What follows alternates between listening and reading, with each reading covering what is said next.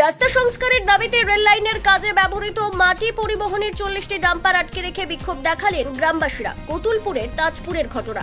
গ্রামবাসীদের তরফে জানানো হয়েছে, বিষ্ণুপুর তারকেশ্বর ভায়া জয়রামবাটি কামারপুর রেল লাইনের কাজ চলছে। নির্মীয়মান ওই লাইনের অমরপুরের কাছে মাটি ফেলার জন্য গ্রামের একটি পুকুর থেকে তা নিয়ে যাওয়া হচ্ছে, কিন্তু প্রতিদিন অসংখ্য ডাম্পার যাতায়াতের ফলে গ্রামের মূল রাস্তায় যাতায়াত করা অসম্ভব হয়ে পড়েছে।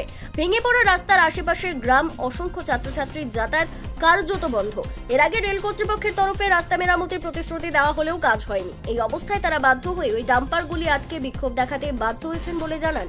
সর্বশেষ পাওয়া খবর অনুযায়ী সমস্যা সমাধানে কতুলপুর থানার পুলিশ গ্রামবাসীদের সঙ্গে বৈঠক শুরু করেছেন, যদিও এখনো সমাধান সূত্র মেলেনি বলেই খবর।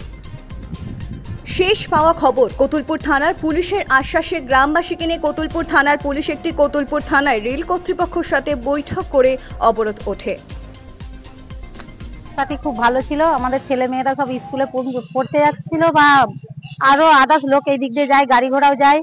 আমাদের রাস্তাটি খুবই ভালো ছিল, এই জাম্পার গুলো যে আমাদের রাস্তাটি খারাপ করে দিয়েছে। এই এত মাল বয়ার রাস্তা এটা নয়, এটা সুস্থ রাস্তাই ছিল, এখন অসুস্থ রাস্তায় পরিণত হয়ে গেছে আর কি, যেটা বলতে চাইছি। আমরা পাকারও চাইনি, মোড়ামও চাইনি, যেমন রাস্তাটি ছিল আমাদের তেমন করে দিলেই আমরা খুব ভালো হবে। ডাম্পারে এই যে এখানে কাছে একটা পুকুর আছে, সায়ের বলে, এটা একটা শীতল মোল্লা বলে পুকুর আছে, এখান থেকে নিয়ে আসছে। হ্যাঁ, পুকুরে মাটি কেটে রেল লাইনে দিচ্ছে। হ্যাঁ, রাস্তা আমাদের নষ্ট হয়ে গেছে।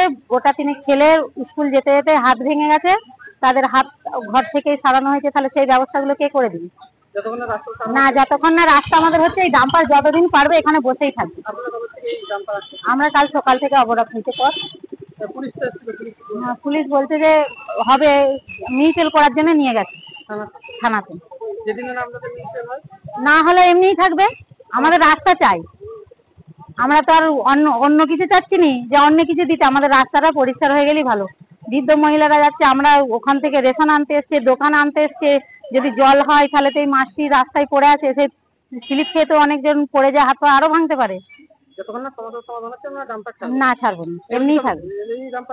হ্যাঁ, ওই জন্যই আমরা ডাম্পার আটকে রেখেছি। হ্যাঁ, রেলেরই ডাম্পার।